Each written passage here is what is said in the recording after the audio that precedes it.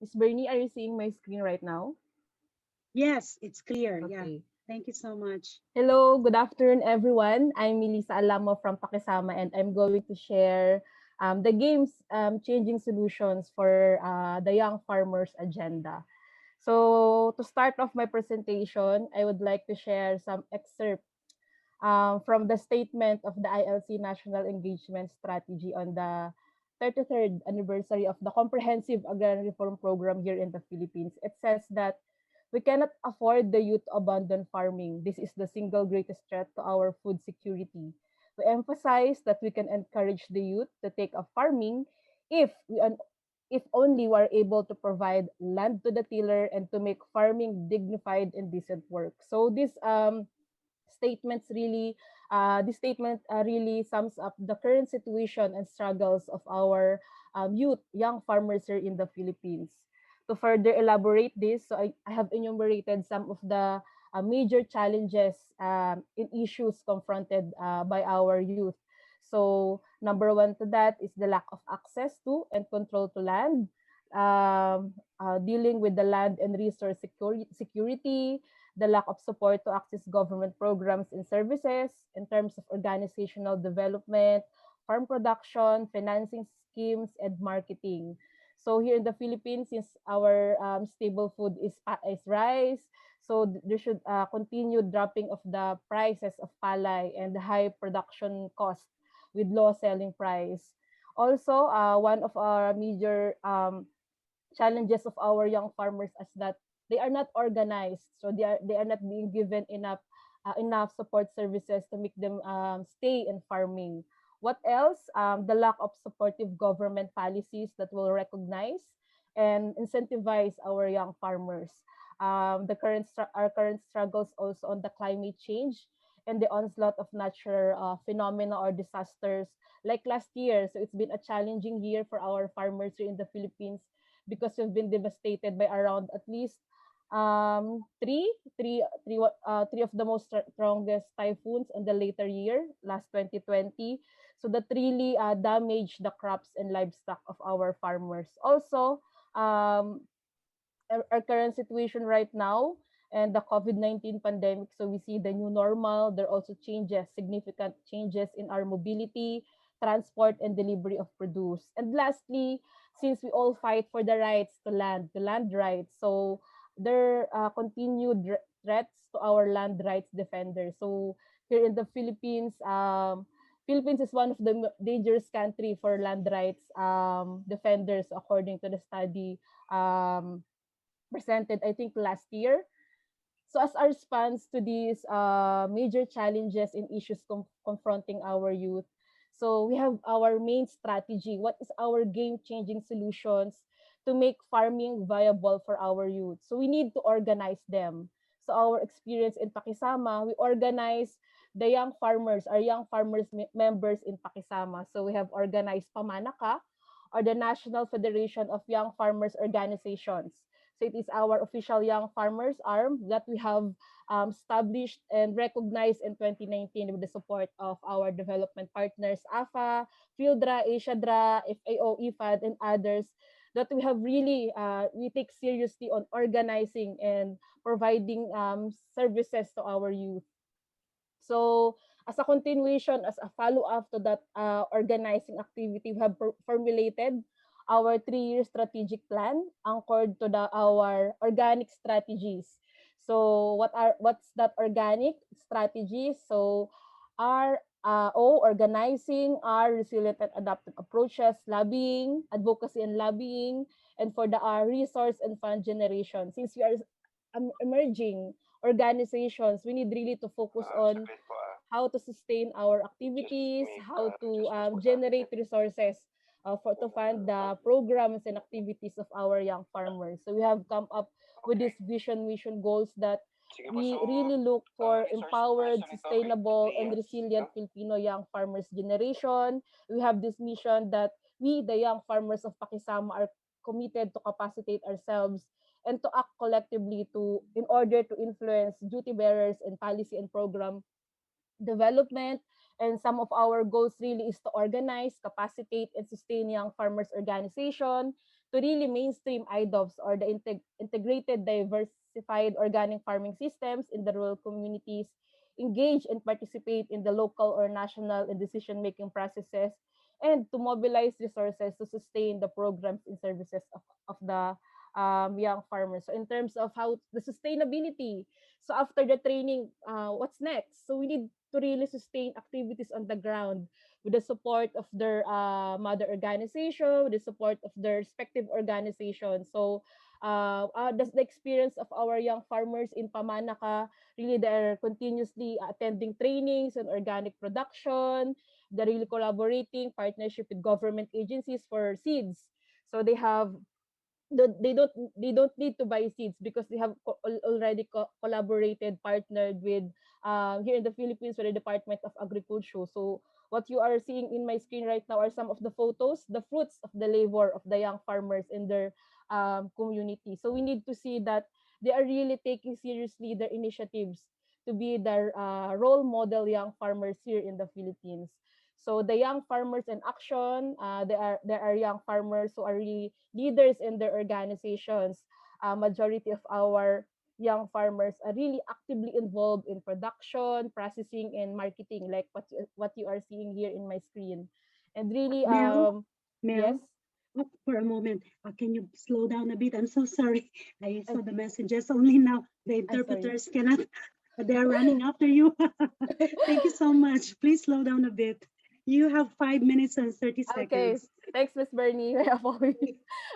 I'm I'm too curious of my time. So since I'm going to go back to the main strategy, or the game changing solution, is to really we really need to empower, organize our young farmers in our respective organizations. So to complement also the activities on the ground, we have series of activities on the national level. So of course with the partnership of with our young farmers members. So we have already conducted the baseline and profiling activity. So every time we engage in the dialogues or attendance in congressional hearings, they're always asking, how many young farmers are you in the Philippines? So we really need to take seriously this one, the baselining and profiling activity. So we have engaged that last December. So as of now, the result of that is we have profiled 288 young farmers from only 8 participating organization, and we still have organization to be profiled also. So that impact is we have developed our database. So our young farmers in PAKISAMA, and also this will be the baseline data to be used in future activities, like in proposal in resource mobilization for advocacy and economic activity. So what else? Like what I have mentioned a while ago, we have limited budget to sustain our services and activities. So we continuously engage with partner institutions like here, our engagement since October until May this year with academic institutions. So they have helped us in improving our visibility in social media. So like what you are seeing in my screen, the logo of Pamanaka, these are the fruits of the collaboration of the students and our young farmers. And lastly, um, like this is the sample other materials, visibility materials also developed by the students. So the process is that the young farmers are the content givers, and the students will package this into visibility, engaging visibility materials. So lastly is our activities on continuing lobbying for supportive policies. Like we have been pushing to legislate the Magna Carta of young farmers that will incentivize and recognize our young farmers. So it's we have still many works to do in this, but we have conducted series of consultations.